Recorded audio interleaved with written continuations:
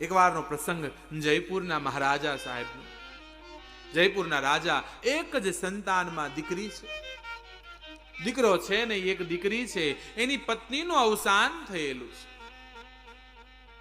દીકરીને બહુ લાડકોડથી રાજકુમારીને ઉછેરેલી.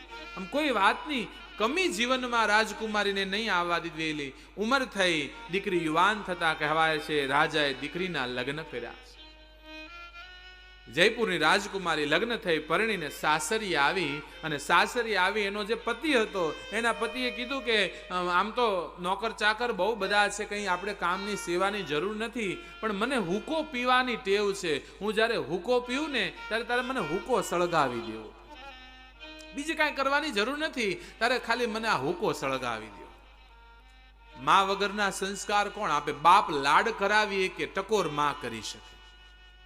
અને મા વગરની એ જયપુરની રાજકુમારી સાંભળ્યું કે આ મને એમ કહે છે કે મારે હુકો ભરવાનો. આનો અભિમાન ઘમંડમાં રાજકુમારીને ખોટું લાગ્યું. તને ખબર છે હું કોણ? જયપુરની રાજકુમારી. અવિવેક કરી કહેવાય છે કે રાજકુમારી જયપુર પાછા આવ્યા. એના પિતાને કીધું, બાપુ તમારા જમાઈ મને એમ કે છે હુકો ભરવાનો મારે. કેટલા નોકર ચાકર હોય હું એની સેવા કરું? હવે તો એને તમે તમારા જમાઈને મારા પતિને સભામાં બોલાવો જયપુર, અને ભરી સભામાં એનું અપમાન કરો ને તો જ મારો બદલો હું માનીશ કે તો મારા પિતાએ સાચો બદલો લીધો. મહારાજા સાહેબને એમ થયું કે મા વગરની દીકરી છે ને, મા વગરની દીકરીના સંસ્કાર પૂરવાના રહી ગયા. લાડ અવશ્ય આપ્યા, સંસ્કાર રહી ગયા. દીકરીને કેમ સમજાવવું? હવે જયપુરના રાજાએ કહેવાય જમાઈને આમંત્રણ આપ્યું છે. એ જમાઈ જેના દીકરી સાથે રાજકુમારી સાથે લગ્ન થયા, જમાઈ આવ્યા છે. સભાની અંદર આવ્યા એટલે ઉપર અટારીમાં પેલી રાજકુમારી કે હમણાં મારા પિતાનું અપમાન કરશે, હમણાં અપમાન કરશે.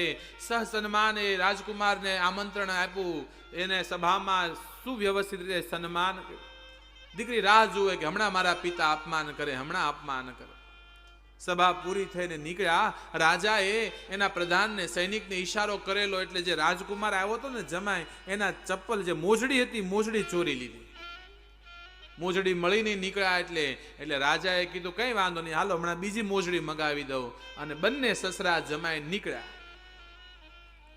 બરાબર રાજાએ જોયું કે ઉપર અટારીમાં મારી દીકરી જોઈ રહી છે, અને ઈ સમયે રાજાએ આદેશ કરો સૈનિક મોજડી નવી લઈ આવ્યો, અને ઉપર અટારીમાં દીકરી જોવે એમ જયપુરના મહારાજા સાહેબ એના જમાઈને પોતાના હાથે મોજડી પહેરાવી, પોતાના હાથે એના પગમાં પહેરાવી. અને ત્યારે રાજકુમારીને થયું જો મારો બાપ આને મોજડી પહેરાવતો હોય તો મને હુકો ભરવામાં કોઈ વાંધો ન હોવો જોઈએ.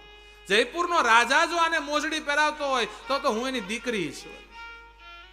બાપે કર્મ થકી દીકરીને ઉપદેશ આપ્યા. આપણે ત્યાં લગ્નના મંડપમાં જોજો, જ્યારે વરાજો આવે ને તો એના સાસુ સસરા દીકરીના મા બાપ એના પગ ધોવે છે. માનો ભરા મંડપની અંદર દીકરીને સમજાવે, બેટા જો અમે આના પગ ધોતા હોય, અમે આની પૂજા કરતી હોય તો દીકરી તારે હવે સમજવાનું, તારે આની કેટલી સેવા કરવાની છે.